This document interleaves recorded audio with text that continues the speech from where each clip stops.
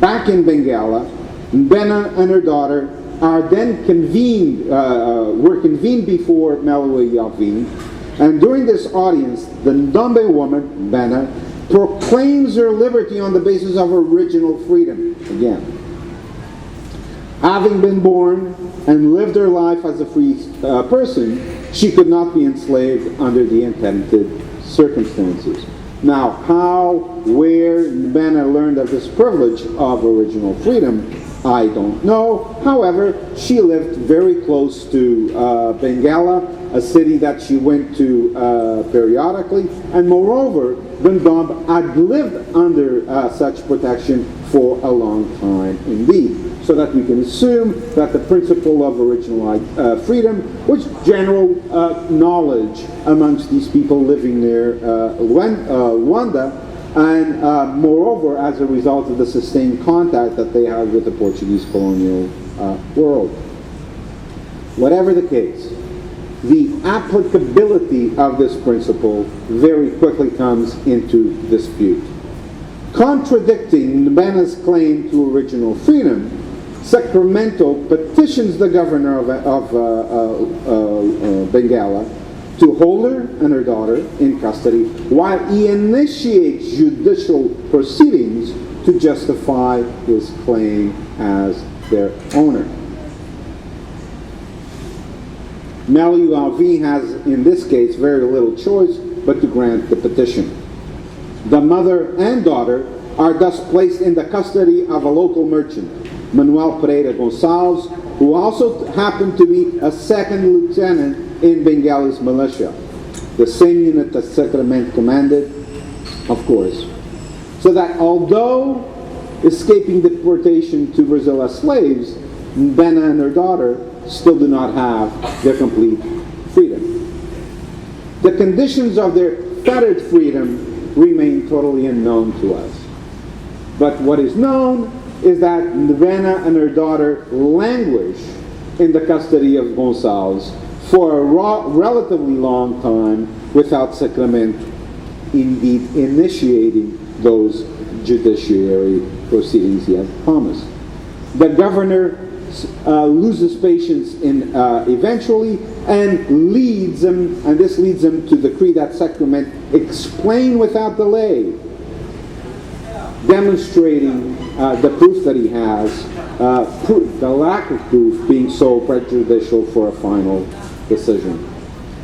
The lieutenant colonel, for some reason, decides to not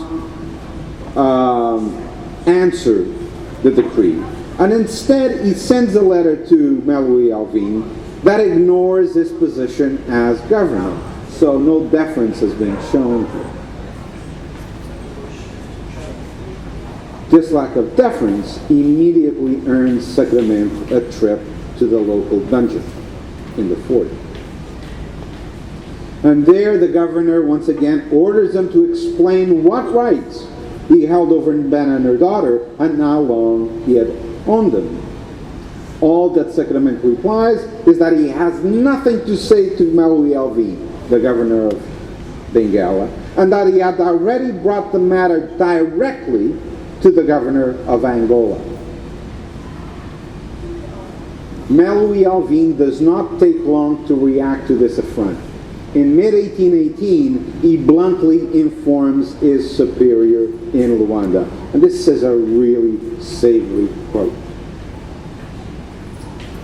The said lieutenant committed the absurdity of stealing, violently branding the mentioned black female Nbena, and deceptively selling her, never giving proof or showing whatever title through which he may have had rights favoring him in this matter.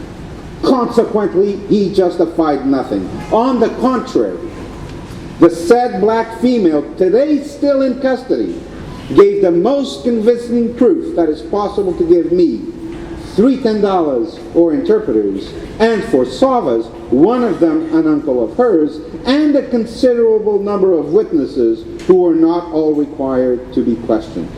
He says, all of this I have already informed your excellency. The matter is extremely scandalous and prejudicial. It does require austere measures, especially since Her Royal Highness recommends in her royal instructions to the governors of this captaincy that they show great consideration respecting the question of original freedom. Given the aforesaid, he concludes, Your Excellency will take the measures that seem most appropriate. End of quote. For Mel Alvin, this contentious matter between Nbena and Sacrament was clear, crystal clear. The latter had, through deceitful means, enslaved a free woman and her young daughter. The lieutenant had, moreover, failed to provide proof of proprietary right. As a result, Nbena and her child should be given their unfettered freedom. But this does not happen.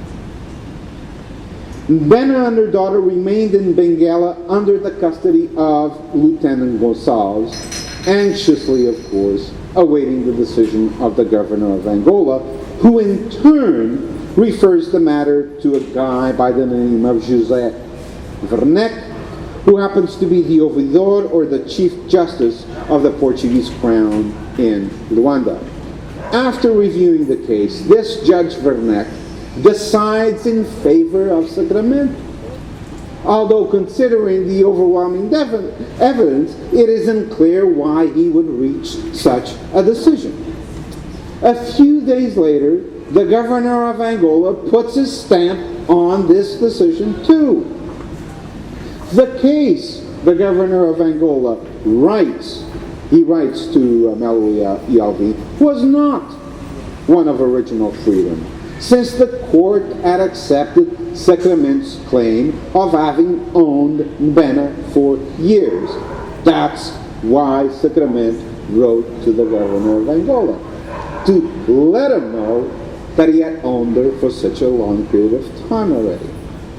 Consequently, in the mind of the governor of Angola, there was no doubt whatsoever that the matter had to be litigated by the contentious parties in Benguela's court of first instance and adjudicated by its juiz ordinário, or the justice of the peace. According to the governor of Angola, this matter could not be decided by the colonial government, which he says could only hear and settle cases relating to original freedom, as was consistently the practice in Luanda. So this kind of contention is not only taking place in Benguela, it's also happening in Luanda too. So that the fettered freedom under which Nbena, along with her daughter, had lived upon returning from Luanda was once again, or was rather further, compromised. The only recourse Nbena seems to have is to go through the municipal court in Benguela. Look, a municipal court dominated by the slave traders. She would stand no chance here, right? Yet this was not to be. Maloui Alvin strenuously objected to the interpretation of the governor of Angola, considering the intervention from Luanda a violation of the powers and responsibilities of his own governorship in Benguela. There is a tug of war here between the two governors, what? For Maloui Alvin, the governor of Angola was erroneously persuaded that the case should go to the judiciary, when in fact it was one of original freedom to be decided by the colonial government. He objected that in spite of having duly shown the actions of the lieutenant colonel against Nbena and her daughter to have been scandalous and unjust, with their period of enslavement under Sacramento consisting of but 2 separate days, Maloui Alvin is rewarded with incredulity. Maloui Alvin further informed his superior that a second investigation into the case had just been recently completed. The depositions of the party concerned and their respective witnesses and everything else essentially confirmed the findings of the previous hearings. Only one new element was discovered, that the local carimbador found that Sacramento had branded Nbena's right chest with a fast mark to pass as a royal stamp. This was a no-no. This was falsifying the stamp, sullying the case of Sacramento even further. So Melody Alvin declares the following: the malicious intent of the lieutenant colonel to steal the liberty of the said black female and her daughter, who were both born free, being well known, your Excellency will fully recognize that he carried out the same practices as the barbarous natives in the execution of their laws. And I, not having accepted them, for he would have abusively offended the laws of our august sovereign, the king, especially in such a decisive case, will thus not execute the order of your Excellency to force Nbena to go through the judiciary. The governor of Benguela thus freed the unfortunate black female and her daughter, who protested the extremely grave affronts and the scandalous injuries committed by the lieutenant colonel, end of quote. Having been deceived into slavery by an old female slave, kidnapped, branded, sold by a wealthy and influential black man for shipment to Brazil, rescued before deportation, and then forced to witness from a distance a protracted battle over her status, Nbena, with her daughter always in tow, was finally allowed, well over 2 years after her ordeal had begun, to return home. To return home to her family, to her friends, and to her slaves as a free woman. Thank you.